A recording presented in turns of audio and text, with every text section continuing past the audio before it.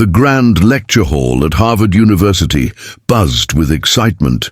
Today's guest lecture by Dr. Gregory Wallace, one of the most brilliant minds in theoretical physics, had drawn a crowd that filled every seat: students, professors, journalists, and visiting scholars. A sea of eyes stared at the polished wooden podium where Dr. Wallace was about to make a bold claim. He stood tall, his graying hair and sharp suit giving him the aura of authority. Turning to the massive chalkboard behind him, he drew a complex equation with quick, confident strokes. The room fell silent as everyone tried to process the labyrinth of symbols. "This," he declared, pointing to the equation, "is one of the great unsolved problems of modern physics. And I say to you today, with complete confidence, it cannot be solved, not with our current understanding of mathematics or physics." There were murmurs of agreement. Many nodded, some scribbled notes, while others sat wide-eyed, trying to grasp the complexity on the board. For decades, this equation had haunted the brightest minds in the world. Meanwhile, unnoticed in the very back of the room, sat a young boy, just 9 years old, his legs barely reaching the floor. He wore a worn-out sweater, clearly out of place in a room full of scholars and PhDs. His name was Ayan, and he wasn't a student at Harvard. He was simply waiting for his father, who worked as a janitor in the building. Today, he had insisted on tagging along, his notebook clutched tightly in hand. Dr. Wallace took a dramatic pause. "This problem is what we call mathematically impossible to solve using conventional logic. Any questions?" There was silence. Even the top students, normally eager to impress, didn't dare challenge the professor. And then, unexpectedly, a small hand rose in the back row. The room turned toward the boy. Dr. Wallace smiled, half amused. "Yes, young man, you have a question?" Ayan stood up nervously. "Can I try solving it?" A wave of laughter rippled across the room. Some chuckled kindly. Others looked irritated. One man whispered, "Who let a kid in here?" The professor chuckled. "Son, this isn't a riddle. It's advanced quantum mechanics." But Ayan didn't sit down. He simply repeated, "Can I try?" The laughter faded. Something about the boy's steady voice caught everyone off guard. Dr. Wallace studied him for a moment, then gestured toward the board.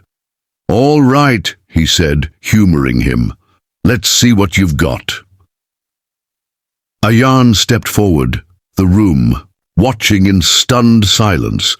He took the chalk with tiny fingers and looked at the equation. The chalkboard towered over him, but he didn't seem intimidated. He closed his eyes for a brief moment, then began to write. One line, then another. The lecture hall, once buzzing with brilliance, had never been so quiet. The lecture hall was frozen in time. Chalk tapped gently against the board as Ayan, the 9-year-old boy with oversized sleeves and oversized dreams, filled in the final lines of his solution. His hand trembled slightly, not from fear, but from the sheer energy of thought coursing through him. He stepped back slowly, eyes scanning what he had written one last time. For a moment, no one moved. Dr. Wallace, the esteemed professor who had declared the problem unsolvable just minutes earlier, approached the board. He adjusted his glasses, leaning in to examine the solution. His eyes darted from line to line, his confident expression slowly melting into disbelief. This can't be right," he whispered, more to himself than anyone else. He looked again, double-checked. Every symbol, every derivation. It was right. He turned around, speechless. "This solution is correct. In fact, it's not just correct, it's elegant. It approaches the problem from an angle I've never seen before." Gasps rippled through the crowd. Cameras were raised, phones recorded. Some students stood up from their seats to get a better look. The same audience that had laughed moments earlier was now in awe. "Who taught you this?"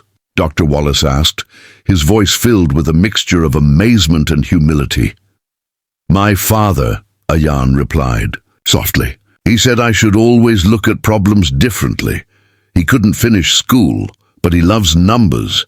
He used to clean classrooms here and read physics books he found in the bins. All eyes turned to the back, where a man in janitor's uniform stood frozen, his eyes wide and glistening. It was Ayan's father, Mr. Rahman, who had quietly swept these halls for years, never seeking attention, never asking for recognition. The hall erupted into applause, not just for Ayan, but for the man who had raised a genius while pushing a broom through the corridors of one of the world's most elite institutions. Dr. Wallace walked over to Mr. Rahman. "Sir," he said, extending a hand, "you've done something even I couldn't.